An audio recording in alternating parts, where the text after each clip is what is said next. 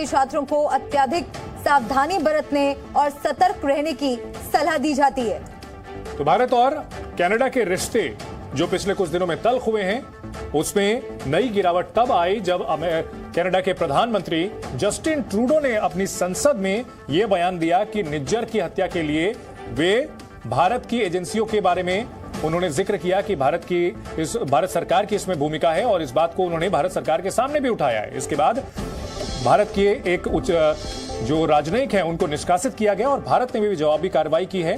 और इन सब के बीच कनाडा की ओर से एक एडवाइजरी जारी की गई है अपने नागरिकों के लिए, तो लिहाजा भारत की ओर से भी जवाबी एडवाइजरी जारी कर दी गई है। और विशाल पांडे हमारे साथ जुड़ गए हैं। विशाल, और क्या जानकारी इस पर?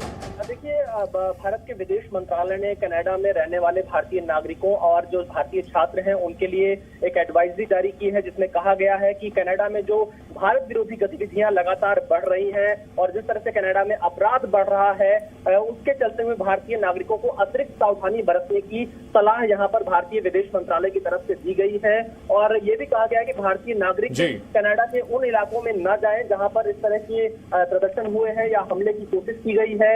इससे पहले जिस तरह से जो भारतीय राजनयिक कनाडा में है वहां पर उनको उनके सामने प्रदर्शन किया गया था, उसको ठीक है। तो भारत की ओर से भी अपने नागरिकों के लिए एडवाइजरी जारी की गई है। बहुत शुक्रिया विशाल इस पूरी जानकारी के लिए। और स्मृति ईरानी क्या कह रही है, सुनते हैं। हाथों से सृजित है और